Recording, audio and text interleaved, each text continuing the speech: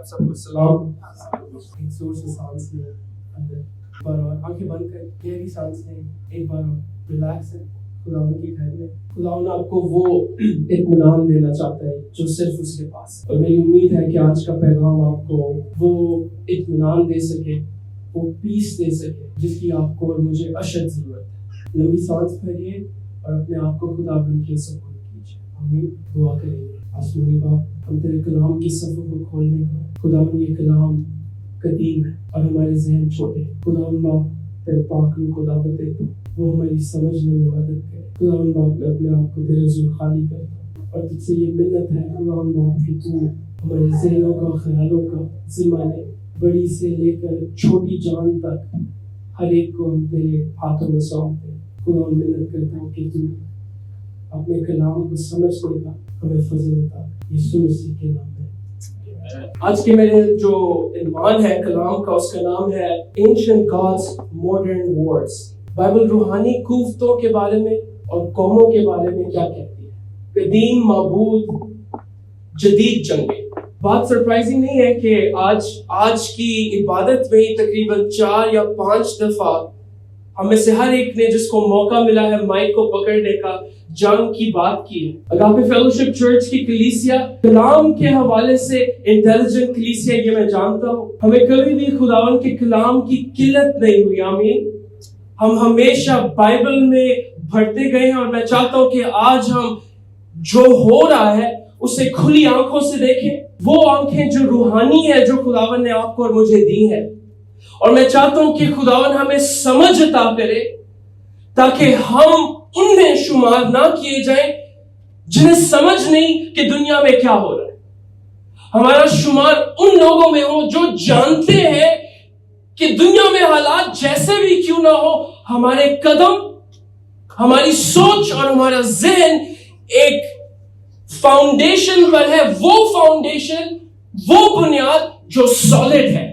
آمین. اور وہ خداوند کے کلام کی بنیاد ہے. رپورٹس کے مطابق 11 فروری کو ایران کے اندر 1979 کی اسلامک ریولوشن کی سالگرہ, 47 سالگرہ کے موقع پہ 11 فروری, آج کا ڈیٹ ہے 13 مارچ, 11 فروری کو ملک بھر میں ریلیز ہوئیں. ان ریلیز کے دوران تہران کے اندر, دوسرے شہروں اور باقی شہروں میں لوگوں نے اس مجسمے کو, بال کا جو سٹیچو ہے, اس کے بہت سارے سٹیچوز کو جلایا جو سنگوں والا کردار ہے. اور قدیم کنان میں کنانی ایک دیوتا کی نمائندگی کرتا ہے. نام انہوں نے لکھا ہوا تھا بال, نیچے اسرائیل کے اور امریکہ کے جھنڈے لگائے ہوئے تھے.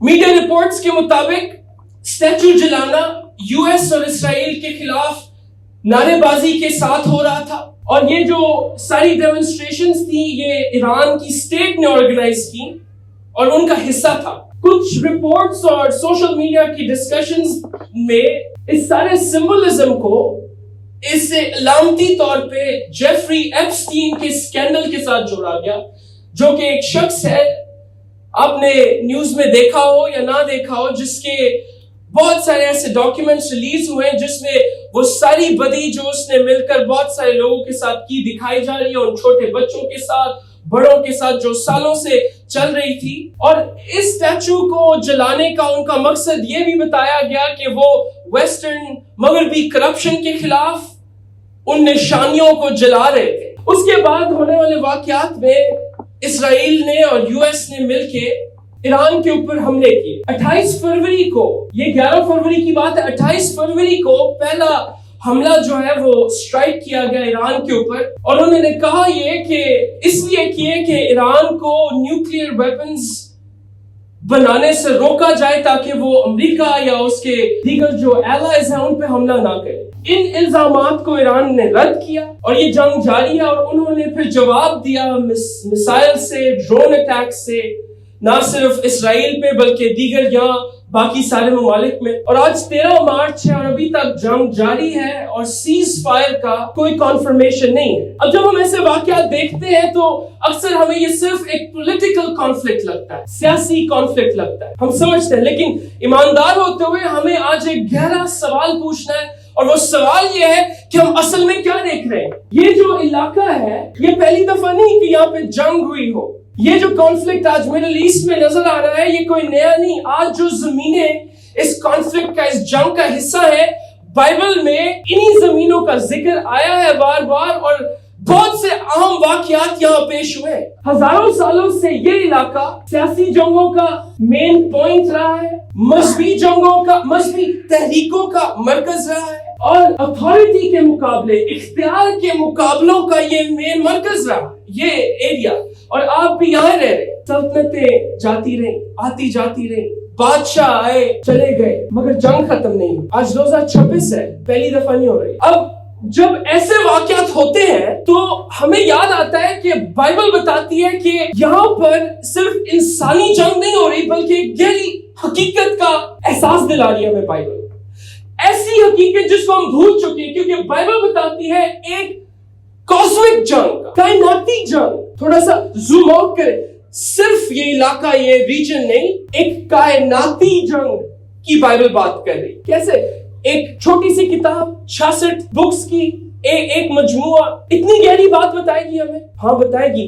بائبل بذات خود ایک معجزہ ہے. میں آج آپ کے سامنے پیش کروں گا کیسے. بائبل بات کرتی ہے کائناتی جنگ کی جو قوموں, قوتوں, روحانی قوتوں اور زمین پر خدا کے اختیار سے متعلق ہے. زمین پر کس کے اختیار سے متعلق یہ جنگ ہے؟ زمین پر کس کا اختیار ہے؟ بائبل بار بار بتاتی ہے کہ دنیا کی قومیں روحانی قوتوں سے اور جو غیر نظر آنے والی جو حکمران ہیں, غیر نظر آنے والے جو حکمران ہیں ان سے اثر انداز ہوتی ہیں. بائبل کی قومیں, بائبل کے ملک, بائبل کی دنیا کی قومیں اور ملک, ہمارے ملک. یہ بات سچ ہے کہ تاریخ کے اندر ہمیں بادشاہوں کا ذکر ملتا ہے, قوموں کا ذکر ملتا ہے, مگر بائبل یہ بھی بتاتی ہے ان بادشاہوں, ان قوموں کے پیچھے کام کرنے والی قوتیں کون سی. جو آج آپ کو اس پلپٹ سے کلام مل رہا ہے, میں آپ کو بتانا چاہتا ہوں یہ آپ کو سوشل میڈیا پہ نہیں ملے گا. اس کے لیے کلیسیا کا حصہ بننا پڑتا ہے, اس شاخ کے اندر رہنا پڑتا ہے. اس لیے کان کھول کے سنیے گا وہ بات جو آج روح اپنی کلیسیا سے کرنے کو ہے. جب بائبل میں ہم اس کہانی کو سمجھنے کی کوشش کرتے ہیں تو ہمیں وہ تھیمز یاد آتے ہیں کہ بائبل ہمیں بتاتی ہے روحانی قوتوں کے بارے میں, بائبل ہمیں بتاتی ہے دنیا کے نظام کے بارے میں, اور بائبل بتاتی ہے کہ کیسے مسیح نے ان سب کا مقابلہ کر کے ان پر غلبہ پایا. تو سوال میرا سب سے پہلے یہ کہ بال کون تھا, میں آپ کو یاد دلانا چاہتا ہوں. 2026 میں یہ دیوتا ہمارے پاس کے ملک میں نظر آ رہا ہے اور آج ہم اس کے ان واقعات کے اندر ہیں, لیکن یہ بہت پرانی بات ہے. بائبل میں اس کا ذکر ہے. بائبل میں یہ نام قدیم جو نیئر ایسٹ کے اندر اس معبود کے لیے استعمال ہوتا ہے جو کنعان کے علاقے میں, آج یہ کنعان کا علاقہ ہے اور اسرائیل اب یہاں پہ ہے, یہ وہی مڈل ایسٹ کا علاقہ ہے اور یہ معبود کنعان کے علاقے میں اس کی پوجا کی جاتی تھی. اور عبرانی میں جو بال کا جو لفظ ہے استعمال ہوا اس کا مطلب ہے لارڈ, یعنی خداوند یا مالک, ماسٹر. پرانے عہد نامہ میں بال عام طور پہ جوڑا جاتا تھا طوفان سے, بارش سے, زرخیزی سے. اس لیے ایگریکلچرل لوگ, کسان, ان کے لیے یہ بہت ضروری تھا. ان کے لیے اس کی اہمیت یہ تھی کہ جو سیزنل رین فال, جو بارش پڑتی تھی جسے ہم مانسون کہتے ہیں, ان بارشوں کے لیے قدیم دنیا میں اس کی پوجا کی جاتی. بارش کا مطلب تھا زندگی, بارش کا مطلب تھا کھانا, بارش کا مطلب تھا بچاؤ. اور اس لیے لوگ سمجھتے تھے کہ بال کی قدرت ان قوتوں کو کنٹرول کرتی ہے جن سے بارش ہوتی ہے. اور اس کے نام بائبل میں آئے ہیں مختلف انداز سے. اسے بال پیور کہا گیا ہے, اسے بال بیریت کہا گیا ہے. اور پھر نئے عہد ناموں میں جب یسوع سے بات ہو رہی تھی تو یسوع نے بھی نام لیا بال زبب. جب یسوع بدروہیں نکالتے تو انہوں نے کہا کہ تو کس کے اختیار سے نکالتا ہے, اور انہوں نے نام لیا بال زبب. کنگ جیمز بائبل کے اندر بال کا ذکر 52 بار, اس کا نام جو ہے وہ بائبل میں ہمیں ملتا ہے اس دیوتا کا. بال وہ ہے جو دوسرے سلاطین کے اندر ہمیں فلسطین میں ملتا ہے. فلسطینی اس کی پوجا کرتے تھے. نئے عہد نامہ کے اندر اس کا نام بیلزبب ملتا ہے. متی 12ویں باب میں اس کا ذکر ہے, مرکز 30ویں باب میں اس کا ذکر ہے, लूका के 11वें बाब में इसका जिक्र है। इसे बदरूहों का सरदार कहा गया। दाइश से लेकर मुकाशवा तक बाल सिर्फ एक स्टैचू नहीं है, बाल नुमाइंदगी कर रहा है यहाँ पर एक झूठे इख्तियार की, एक नकली लॉर्डशिप की और इबादत, सच्चे खुदा की इबादत पर मुकाबला करने वाले दावे की। लेकिन और गहरा जानना चाहूंगा इस बात में, इसराइल का बाल के साथ क्या ताल्लुक। पुराने अहदनामा में हमें एक बहुत ही आम बात मिलती है। बात हमें यह मिलती है कि इसराइल का ताल्लुक बाल के साथ सिर्फ एक मर्तबा होने वाला वाकया नहीं था, बार बार दोहराने वाली जंग थी, बार बार होने वाला वाकया था। खुदा की इबादत और दूसरे कौमों के देवताओं की पूजा के दरमियान होने वाली ये जंग थी। जब इसराइल कनान की जमीन में आए, दाखिल हुए, वहां बाल की इबादत आम थी और बाइबल बताती है कि इसराइलियों ने बाल के लिए कुर्बान गाहें बनाई, अपनी डिवोशन को दिखाया, इबादत की। कज़ात के अंदर, कज़ात के दौर में लफ्ज वहां पे हमें मिलता है, इसराइल ने बाल की खिदमत की, इसराइल ने बाल की। फिर मुसीबत आती थी, फिर लोग रोते थे, फिर खुदावन की तरफ मुड़ते थे, खुदावन छुड़ाने वाला भेजता था और साइकिल दोबारा शुरू होती थी, एक बार नहीं, बार बार बार बार। सबसे रोमांटिक वाकया अखयब बादशाह का मिलता है, क्योंकि उसकी बीवी ने, जेज़ेबेल जिसका अंग्रेजी में नाम है, वो रानी ने, क्वीन ने इसराइल में बाल की इबादत को प्रमोट ही नहीं किया, वहां पर कुर्बान गाहें भी बनती हैं। फिर आपको याद है एलिया के वक्त में, जब एलिया ने उन तमाम वो जो प्रीस्ट्स थे उनको माउंट कार्मल के ऊपर जमा किया और एक टाकरा हुआ कि आज फैसला होगा कि जो खुदा आग से जवाब देगा वही खुदा। एक तरफ बाल है और एक तरफ यहोवा है, और यहोवा ने आग को भेजा और जब आग, इस्राएल ने कहा यहोवे।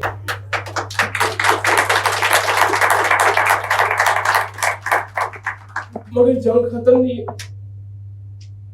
जंग खत्म नहीं हुई। उसके बाद बाल के मंदिर बने। एक और बादशाह है, हिजकिय्याह ने बुत हटा दिए, होसिया ने कुर्बान गाहें तोड़ दी, मगर बुत परस्ती का फितना फिर वापस आया। अब सवाल ये है कि ये सारी बातें अहम की। बाइबल की कहानी के अंदर बाल सिर्फ एक तहजीबी इन्फ्लुएंस की बात नहीं कि ओ कनानियों को देखकर इन्फ्लुएंस आ गया, उस तहजीब से इस्राएली इन्फ्लुएंस हो गए, नहीं, बात यहाँ पर बुत परस्ती की है। ये खुदा के साथ धोखा करने की बात है, ये खुदा के अहद को तोड़ने की बात है। नबियों ने बार बार इसराइल को बताया, बार बार कहा कि बाल की तरफ जाना असल खुदा के पास जाना नहीं है, बाल की तरफ जाना असल में उन कौमों के मजहबी निजाम को अपनाना था जो खुदा को नहीं जानते, जिनमें से खुदा ने इब्राहिम को ये कहकर निकाला, अपने बाप के घर को, अपने बाप दादाओं के घर को छोड़ निकला, मैं तुझे एक कौम बनाऊंगा ताकि तेरे वसीला से बहुत सी दुनिया की कौमें बरकत पा सके। और जब हम बाइबल को गहराई से देखते हैं, हमें पता चलता है कि बुत परस्ती असल में क्या है। मैं आपको बताता हूँ बुत परस्ती असल में क्या है। कुरान के कलाम में लिखा है, इस्तिस्ना की किताब चैप्टर 32 17वीं आयत। स्क्रीन पर आयत आज मैंने आपके सामने रखी है ताकि आप ऊंची आवाज में मिलकर इकट्ठे पढ़े। कुरान के कलाम में लिखा है, उन्होंने जन्नत के लिए जो खुदा ना था बल्कि ऐसे देवताओं के लिए जिनसे वो वाकिफ ना थे, यानी नए नए देवताओं के लिए जो हाल ही में हाजिर हुए थे, जिनसे उनके बाप दादा कभी डरे नहीं, कुर्बानी की। उन्होंने किनके लिए? जन्नत के लिए उन्होंने कुर्बानी की। बाइबल हमें ये बता रही है, ये जो लाइन्स है ये आती है, मूसा का एक गीत है, फेमस चैप्टर है बाइबल में, लिखा है मूसा का गीत। मूसा के गीत की ये 2 लाइनें, ये वो गीत है, बाइबल हमें कहती है कि हम आसमान पे जाएंगे और उस गीत को गाएंगे मिलके। और मूसा के गीत में ये लिखा है, उन्होंने जन्नत के लिए, डेविल्स के लिए कुर्बानियां की। अब्रानी में जो लफ्ज यहाँ पे इस्तेमाल हुआ है जन्नत के लिए, वो लफ्ज है शदीम, जिसका मतलब है डिमोनिक बींग्स, डीमंस या शैतान, बदरूहे। उन्होंने बदरूहों के लिए कुर्बानी की। ज़बूर 106 इस तस्वर को और बताता है, लिखा है, उन्होंने कौमों को हलाक ना किया जैसा खुदावंद ने उनको हुक्म दिया था। इस्राएल की बात है, उन्होंने कौमों को हलाक ना किया जैसा कि खुदा ने उनको हुक्म दिया था, बल्कि उन कौमों के साथ मिल गए और उनके बुतों की परस्तिश करने लगे جو ان کے لیے پھندا بن گئے، بلکہ انہوں نے اپنے بیٹوں کو شیاطین کے لیے اور معصوموں کا، یعنی اپنے بیٹوں بیٹیوں کا خون، جن کو انہوں نے کنعان کے بتوں کے لیے قربان کر دیا، اور ملک خون سے. یہ زبور بتاتا ہے کہ اسرائیل نے کنعان کے بتوں کے لیے اپنے بچوں کو، اپنے بیٹوں بیٹیوں کو قربان کیا. معصوم خون بہا ہے، معصوم خون بہ رہا ہے، ابھی بھی بہ رہا ہے. لیکن بائبل ہمیں یہ بتاتی ہے کہ جب ہم بات کرتے ہیں نا اسٹیچو کی، یہ تو صرف بت ہے، یہ تو کہاں بولتا ہے، بائبل کی بات ہے، بولتا نہیں، ہلتا نہیں. بائبل بتاتی ہے ان بتوں کی پوجا کرنا کا مطلب ہے، برابر ہے ان شیاطین کی پوجا کرنا، ان کوفتوں کی پوجا کرنا جو ان میں ہیں، جو ان کے پیچھے ہیں، جو کام کرتے. صرف پرانے عہد نامے میں نہیں، پولس رسول کہتے ہیں بس میں کیا یہ کہتا ہوں کہ بتوں کی قربانی کچھ چیز ہے یا بت کچھ چیز ہے؟ نہیں، بلکہ یہ کہتا ہوں کہ جو قربانی یہ قومیں کرتی ہیں، شیاطین کے لیے قربانی کرتی ہیں، نہ کہ خدا کے لیے. اور میں نہیں چاہتا کہ تم شیاطین کے شریک ہو. بتوں کی قربانی is equal to شیاطین کے لیے قربانی. پوچھتے ہیں کہ پرانے عہد میں خداوند نے کیوں موسیٰ کو جب وہ لے آیا باہر تو سب سے بڑا پروجیکٹ جو دیا وہ یہ کہا کہ موسیٰ میں وہ اپنے لوگوں کے درمیان سکونت کرنا چاہتا ہوں، تو میرے لیے ایک خیمہ بنا، اور اس خیمے کا یہ سٹائل ہو، یہ اس کا پورا انداز ہے، اور یہاں میرے لیے یوں قربانی کیا کرنا. ایک طرف وہ اپنے بیٹوں اور بیٹیوں کی قربانی کر رہے ہیں، اور اس بات کو نہ جانتے ہوئے کہ کیا یہ یہوہ خدا ان بتوں سے مختلف ہے. ابراہیم بھی اپنے بیٹے کو لے کر چل پڑا کہ ہوگا تو بھی ویسا، میں کیا جانتا ہوں. وہ تو جب پہاڑ پر پہنچا تو اسے یہ معلوم پڑا کہ ابراہیم تیرے بیٹے کی قربانی نہیں، میں تجھے اپنے بارے میں کچھ بتاؤں. میں وہ نہیں ہوں جو قربانی تیرے بچوں کی مانگتا ہوں، بلکہ میں نے خود اپنے پتر کو تیرے لیے دیا ہے، مہیا کیا میں نے. سیکھ. وہ تو چل پڑا، سامان باندھو، ہاں مانگتے ہیں معبود، کچھ دیتے ہیں تو کچھ لیتے ہیں. اور اس خدا نے اپنے بارے میں یہ بیان کیا، میں وہ ہوں جو دیتا ہوں اور بدلے میں کچھ نہیں مانگتا. مجھے کیا ہی چاہیے؟ تو خداوند سے کیا ہی چوری کر لے گا؟ کیا لیں گے ہم اس سے دیں گے کیا جس کے پاس سب کچھ ہو؟ بائبل یہ بتاتی ہے کہ روحانی قوموں کے اوپر روحانی قوتیں ہیں جو کام کرتی ہیں، ملکوں کے اوپر، کنٹریز کے اوپر روحانی قوتیں ہیں جو کام کرتی ہیں. بائبل یہ بتاتی ہے کہ کچھ روحانی رولرز ہیں، اسپرچل فورسز ہیں جن کا تعلق قوموں سے ہے. دانیل کے 10ویں باب کے اندر واقعہ ہمیں ملتا ہے. دانیل نے ایک رویا دیکھی، اسے رویا کی جب سمجھ نہ آئی تو دانیل نے دعا کی اس مطلب کو سمجھنے کے لیے. دعا کر دی، جواب نہیں مل رہا، اب پریشانی کی حالت ہے. اور پھر وقت آیا جب جواب آیا. وہ کہتا ہے کہ میں نے جب دیکھا فرشتے کو تو میں مردہ سا ہو گیا، اور جب میں مردہ سا ہو گیا تو ایک ہاتھ نے مجھے چھوا اور پھر مجھ سے کچھ کہا. تب اس نے مجھ سے کہا، اے دانیل خوف نہ کر، کیونکہ جس روز سے تو نے دل کو سمجھایا اور اپنے خدا کے حضور عاجزی کی، تیری باتیں سنی گئی اور تیری باتوں کے سبب سے میں آیا ہوں. آپ سوچتے ہیں دعا کی ہے، جواب نہیں آیا، کیا اس نے سنا ہے؟ بائبل آپ کو بتا رہی ہے جب آپ خداوند کے حضور عاجزی کر لیتے ہیں، جب آپ خداوند کے حضور بات کہہ دیتے ہیں، وہ خداوند کے حضور سنی جاتی ہے. اور وہ کہتا ہے اسی سبب سے میں آیا. پر سوال ہے اتنی دیر کیوں لگی؟ تو وہ بتا رہا ہے، کہہ رہا ہے 13 آیت میں، پر فارس کی مملکت کے موکل نے 21 دن تک میرا مقابلہ کیا. پھر میکائیل جو مقرب فرشتوں میں سے ہے میری مدد کو پہنچا اور میں شاہان فارس کے پاس رکا رہا. اس کو بریک ڈاؤن کریں گے، اس کو سمجھیں گے، اس بات کو آپ سمجھیں گے. اس بات کو فارس کی مملکت، فارس ملک کا نام ہے، پرشیا کا ملک جو آج ایران، عراق ان میں بٹا ہوا ہے. ایران، عراق، یہ پورا علاقہ بہت دیر پہلے یہی علاقہ اس پر فارس کی حکومت تھی، جیسے ایک دفعہ روم کی حکومت تھی. ان کے بعد فارس کی مملکت یعنی فارس کی کنٹری کا موکل کو انگلش میں یہ لفظ ہے پرنس. شہزادہ فارس کی کنٹری کے شہزادے نے فرشتہ کہتا ہے مجھے روکے رکھا اور مجھے جانے نہ دیا. پھر میں تب 21 دن وہاں پہ رکا رہا ہوں. مجھے چھڑانے کے لیے وہاں سے فرشتہ کہتا ہے میکائیل فرشتہ آیا جو مقرب فرشتوں میں سے ہے. دنیا میں ہم دیکھتے ہیں ایک نظام ہے, گورنمنٹل نظام ہے, اتھارٹی کا نظام ہے. آج آپ نے آیت جو خدا کے کلام سے پڑھی ہے وہ کہتا ہے کہ ہماری لڑائی خون اور گوشت سے نہیں بلکہ طاقتوں اور کن سے ہے؟ روحانی فوجوں سے. فوج کا نظام ہوتا ہے, ایک سسٹم ہے. فارس کا ایک موکل, ایک لیڈر, اس نے اس کو روکے رکھا. پھر مائیکل آیا, اس نے مجھے چھڑایا, اب میں تیرے پاس آیا ہوں.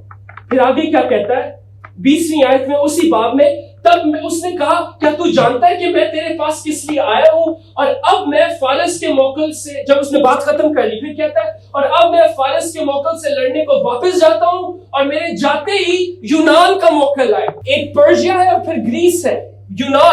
یونان کا موکل آئے گا. لیکن جو کچھ سچائی کی کتاب میں لکھا ہے میں تجھے بتاتا ہوں, اور تمہارے موکل, دانیل سے کہتا ہے تمہارے موکل میکائیل کے سوا اس میں میرا کوئی مددگار نہیں ہے. کہتا ہے پہلے ایک نے لڑائی کی, اب 2 آئیں گے, لیکن اس سارے معاملے میں میکائیل کے علاوہ مجھے کوئی نہیں بچا سکتا, کوئی مددگار نہیں ہے میرا. پردہ ہٹائیے اور پیچھے دیکھیے. آپ نے وہ تارے زمین پہ دیکھی ہے وہ مووی؟ مجھے اس کا سین بہت اچھا لگتا ہے, بچپن میں نے دیکھی تھی. وہ چھوٹا سا بچہ, وہ ایک مووی کے اندر ایک سین آتا ہے, وہ کہتا ہے اپنے بڑے بھولے انداز میں کہتا ہے کہ شاعر اس شعر میں یہ کہہ رہا ہے کہ جو دکھتا ہے وہ نہیں ہوتا اور جو نہیں دکھتا وہ ہوتا ہے. مجھے وہ سین بہت پسند ہے. کئی بار جو ہمیں دکھتا ہے وہ نہیں ہوتا اور جو ہوتا ہے وہ دکھتا نہیں. تو ایسی چیٹنگ جو ہمارے ساتھ ہو رہی ہے, میں کہوں گا اس کو دور کرنے کے لیے بائبل آج آپ کے سامنے چیزوں کو شفاف پیش کرے تاکہ جو ہے اسے آپ دیکھیں. تو اس کا مطلب یہ ہے کہ بائبل ایک ایسی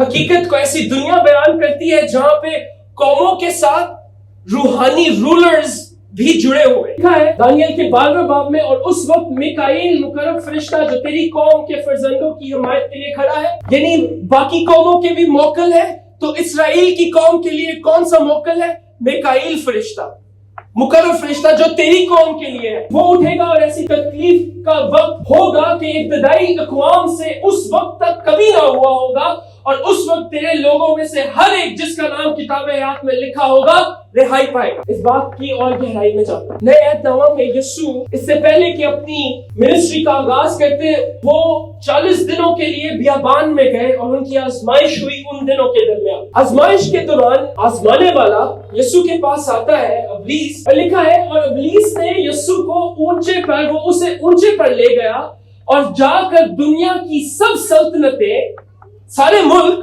پل بھر میں دکھائیں, اور اس نے کہا کہ یہ سارا اختیار اور ان کی شان و شوکت میں تجھے دے دوں گا کیونکہ یہ میرے سپرد ہے اور جس کو چاہتا ہوں دیتا ہوں. کیا کہہ رہا ہے وہ؟ یہ دنیا کی ساری سلطنتیں, یہ سارا اختیار میرے سپرد ہے اور جس کو چاہتا ہوں دیتا ہوں. اوکے, بس اگر تو میرے آگے سجدہ کرے تو یہ سب تیرا ہوگا. یہ سب یعنی کیا؟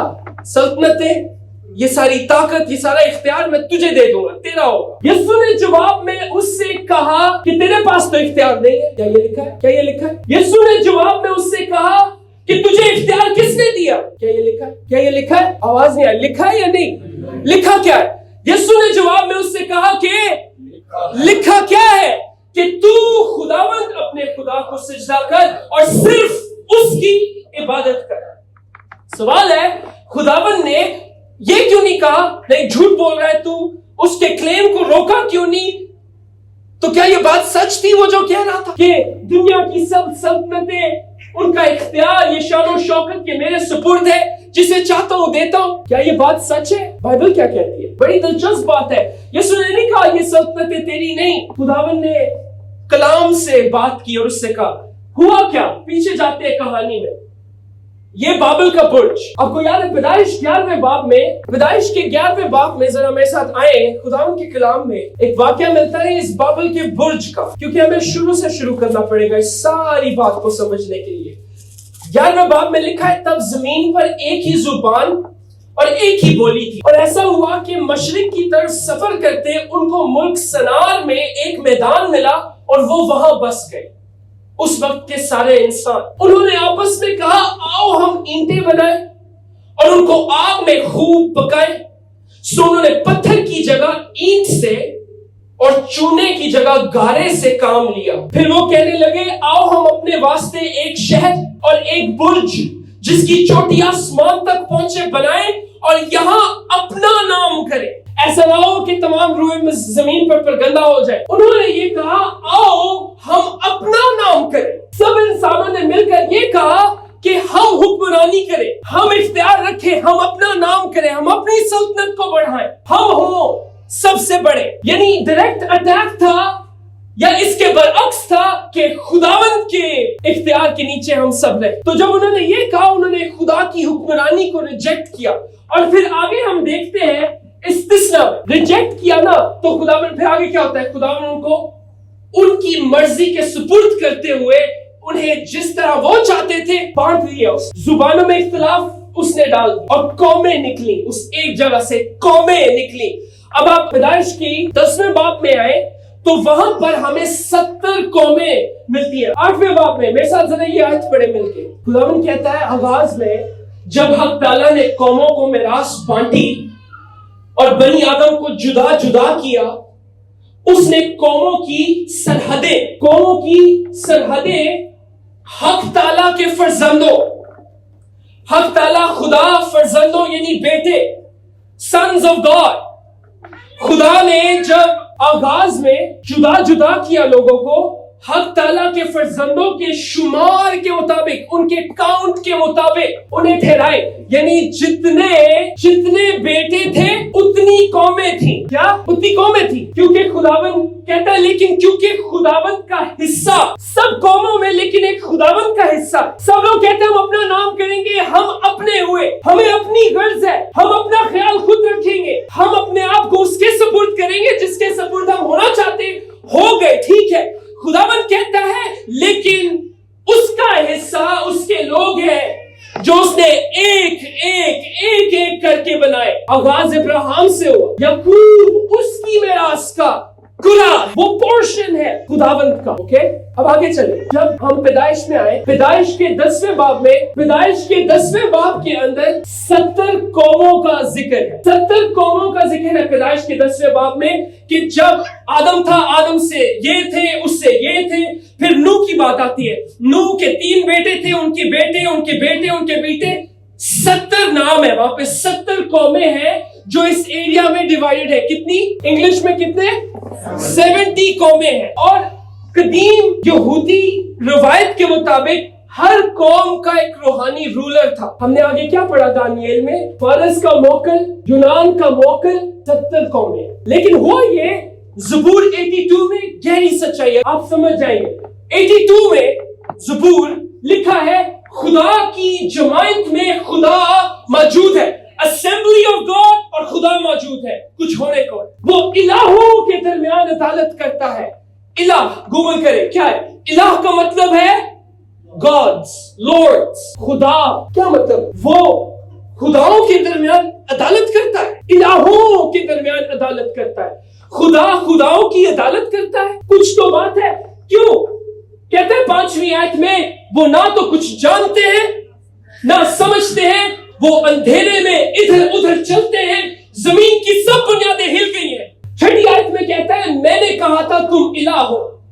खुदा कहता है मैंने कहा था तुम इलाह हो और तुम सब हक ताला के फर्जंद हो। अय्यूब के अंदर जिक्र है कि एक वक्त आया कि खुदा के बेटे जमा हुए, याद है ना आपको? खुदा के हक ताला के फर्जंद इकट्ठे हुए। कहता है कि मैंने कहा था तुम इलाह हो, you are God, I said it. छोटा जी, बड़ा कैपिटल जी नहीं, छोटा जी, मैंने कहा था तुम इलाह हो, तुम हक ताला के फर्जंद। लेकिन कहता है तो भी तुम आदमियों की तरह मरोगे। क्यों? कहता है तुम आदमियों की तरह मरोगे और उमरा में से किसी की तरह जाओगे। और फिर बाइबल में लिखा है, ज़बूर नवीस कहता है आए खुदा उठ, आए खुदा उठ, जमीन की अदालत कर, क्योंकि तू ही सब कौमों का मालिक है। खुदावंद, हम रिजेक्ट करते हैं इनकी अथॉरिटी को। वो जो सलीब के साए में रहते हैं पर ईमानदार हैं, कहते हैं आए खुदावंद उठ। ये ज़बूर है, वो गाते थे आए खुदावंद उठ। हम रिजेक्ट करते हैं उस अथॉरिटी को, उस ताकत को।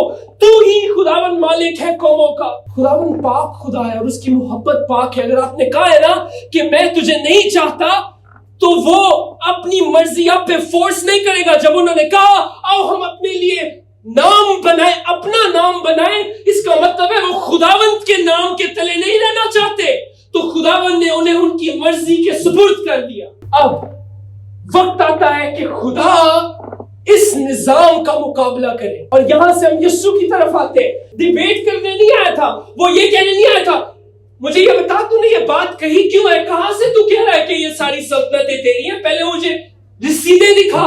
خداوند مذاکرہ کرنے نہیں آئے تھے, وہ اس نظام کو توڑنے آئے تھے. اور یہ بات ہمیں لوکا 10ویں باب میں ملتی ہے. آئے میرے ساتھ, لوکا 10واں باب 10ویں باب میں لکھا ہے, اور وہ پہلی آیت میں ان باتوں کے بعد خداوند نے 70 آدمی اور مقرر کیے, جس شہر اور جگہ کو خود جانے والا تھا وہاں انہیں 2 کر کے اپنے آگے بھیجا. اور وہ ان سے کہنے لگا فصل تو بہت ہے لیکن مزدور تھوڑے ہیں, اس لیے فصل کے مالک کی منت کرو, وہ اپنی فصل کاٹنے کے لیے مزدور بھیجے. 70ویں آیت میں لکھا ہے وہ 70 خوش ہو کر پھر آئے اور کہنے لگے اے خداوند تیرے نام سے بدروئے بھی ہمارے تابع ہیں, یہ شیاطین, یہ رولرز, خداوند تیرے نام سے یہ ہمارے تابع ہیں. اس نے ان سے کہا میں شیطان کو بجلی کی طرح آسمان سے گرا ہوا دیکھ رہا تھا. خداوند اس نظام کو توڑنے آئے تھے. مجھے بتائیے پیدائش کے 10ویں باب میں کتنی قومیں تھیں؟ کتنی تھی؟ 70 قومیں. 70 قوموں کے لیے نمائندگی کرتے ہوئے سمبولکلی خداوند نے 70 شاگردوں کو بھیجا. ہر قوم کو واپس لے گا, ہر ایک شخص اس کا ہے, اور وہ اپنی قوم کو بلا لے گا واپس, آگ میں سے بلا لے گا, موت کے پھاٹکوں میں سے بلا لے گا. اور خداوند نے جب انہیں واپس بلایا وہ کہتے ہیں خداوند یہ تو ہمارے تابع ہے. خداوند نے کہا کہ میں اسے بجلی کی طرح گرا ہوا دیکھ رہا تھا, اس کا نظام ٹوٹ گیا ہے, فیل ہو گیا ہے. یہ کوئی شاعری کا جملہ نہیں تھا, یہ ایک اعلان تھا خداوند کا. خداوند کی برداشت ختم ہوئی, خداوند کی بادشاہت اب میدان جنگ میں داخل ہو چکی تھی. اور میدان جنگ کا آخری سگنیچر, آخری وہ تھاٹ تب تھا جب یسوع صلیب پر تھے, اور لکھا ہے کلسیوں کی کتاب میں کہ اس نے حکومتوں اور اختیاروں کو مغلوب کر کے ان کا برملا تماشا بنایا, اور صلیب کے سبب سے ان پر فتح یابی کا شادیانہ بجایا. ہاللویا. اس نے ان تمام چیزوں پر, اختیاروں پر شادیانہ فتح کا شادیانہ بجایا. قوموں کی واپسی ہو رہی ہے. آخری آیت دیکھیں, خداوند کے کلام میں لکھا ہے خداوند جب آسمان پر جانے کو تھے, اپنا کام کر چکے, جاتے ہوئے انہوں نے یہ کہا یسوع کے پاس آ کر ان سے باتیں کہیں, ان کے پاس آ کر اور کہا آسمان اور زمین کا کل اختیار مجھے دیا گیا. ایک جگہ شیطان ہے, کہہ رہا ہے یہ میرا ہے, میرے سپرد ہے. یہ نہیں کہتا مجھے دیا گیا ہے, کہتا ہے میرے سپرد ہے, میں جس کو چاہوں دیتا ہوں. لیکن خداوند رب الافواج یہوہ خدا وہ ہے جس کے بارے میں ہم پڑھتے ہیں, اس نے اپنے آپ کو اتنا پست کیا, خادم بنا, خادم کی صورت اختیار کی, اور اسے ایسا نام بخشا گیا جو نہ آسمان پہ تھا نہ زمین پہ تھا, جس نام کے اندر ساری قومیں ایک ہوئیں, جس نام کے اندر سب لوگ ایک جگہ پر جمع ہوئے, جس نام کے وسیلے سے آج ساری زمین اس کی ہے اور سارا آسمان اس کا ہے. اختیار اسے دیا گیا. بس تم جا کر سب قوموں کو شاگرد بناؤ. ایک نہیں, اب سب قومیں جائیں گی, شاگرد بناؤ اور ان کو پاک بیٹے اور القدس کے نام سے بپتسمہ دو, اور ان کو یہ تعلیم دو کہ وہ ان سب باتوں پر عمل کرے جن کا میں نے تمہیں حکم کیا ہے. اور دیکھو میں دنیا کے آخر تک ہمیشہ تمہارے ساتھ ہوں. انجیل کے وسیلے سے اب وہ اپنی قوموں کو واپس لے رہا ہے, اور اس نے لیا, اب سب میری ہیں. حقیقت بہت سمپل ہے. آج وہ تمام نقلی معبود جن کی طاقت کو خداوند نے صلیب پر چکنا چور کیا, آج وہ اپنا سر اٹھاتے ہیں, آج بھی وہ کام کر رہے ہیں. افسوس, خداوند کا کلام کہتا ہے ہم پہ، ہم جو زمین پر رہنے والوں پر، کیونکہ وہ بڑے غصے میں اتر کر آیا ہے، جانتا ہے کہ اس کا تھوڑا سا وقت باقی ہے. آج وہ ابلیس اور اس کی فوجیں، اس کے حاکم جن کی طاقت خداوند نے لے لی، ختم کر دی، موت تیرا ڈنک کہاں رہا، آج وہ اپنا سر اٹھاتا ہے یہاں اور وہاں کہنے کے لیے کہ جیسے میری طاقت ہے، کوئی طاقت نہیں ہے. خداوند نے ایک نئی شاخ انسان کی انسانی حقیقت کے اندر رکھی ہے، اور وہ شاخ ہے جس شاخ کا آپ اور میں حصہ ہے. اور جو اس شاخ کا حصہ نہیں، وہ ہر شخص، وہ ہر نظام، وہ ہر حکومت آج یا کل تباہ ہو جائے گی. صرف ایک شاخ ہمیشہ کی زندگی میں داخل ہو چکی ہے، اور وہ شاخ وہ ہے جو یسوع مسیح خود ہے. جو اس میں ہے وہ ہمیشہ تک جیے گا، جو نہیں ہے وہ برباد ہو چکا ہے اور برباد ہو رہا ہے. آپ مبارک ہیں جو اس میں ہے. حقیقت بات سیدھی ہے، یہوہ ابراہیم کا خدا، خداوند نے ابراہیم کے خدا نے اسے بلایا اور اس سے ایک نئی قوم بنایا.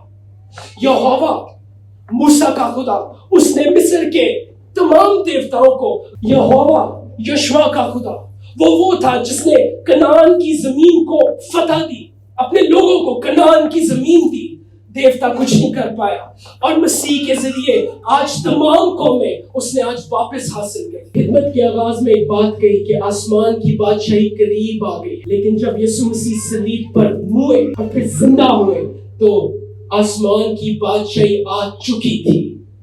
وہ آسمان کی بادشاہی کی شروعات تھی، اور اب آپ اور میں اس بادشاہی کے اندر رہ رہے ہیں، کیونکہ آپ اور میں اس شاخ کا حصہ ہیں. آپ کو اور میری آئیڈینٹی کسی ملک کے ساتھ نہیں ہے، کسی ایسے مذہب کے ساتھ نہیں ہے، کسی ایسی چیز کے ساتھ نہیں ہے جو عارضی ہو، جس کی کوئی بنیاد نہ ہو، جس کا کوئی آگے وسیلہ نہ ہو، کوئی وسائل نہ ہو. آپ کی اور میری بنیاد اس چٹان پر ہے جو یسوع مسیح ہے. ہم نئی زندگی کے اندر ہیں. تو جب آپ دنیا میں ہوتے ہوئے سارے حالات کو دیکھیں تو آپ کو یہ بات یاد آنی چاہیے کہ آسمان اور زمین کا کل اختیار آپ کے ساجن کے پاس ہے، آپ کے مسیحا کے پاس ہے، آپ کے خداوند کے پاس. تو اگر تو اس کا ہے تو تجھے ضرر نہیں پہنچے. تو آگ میں ہوگا تو جلے گا نہیں، وبا نہیں آئے گی، بیماری نہیں آئے گی، آس پاس ہزاروں گریں گے، آپ کے نیچے سے زمین چلے جائے گی، تباہ ہو جائے گا. ملک جس میں بھی آپ رہ رہے ہو تباہ ہو جائیں گے، لیکن آپ قائم رہیں گے، کیونکہ آپ کی بنیاد کسی ملک میں نہیں، آپ کی بنیاد آسمانی خداوند کے اندر ہے. And that's enough. کافی.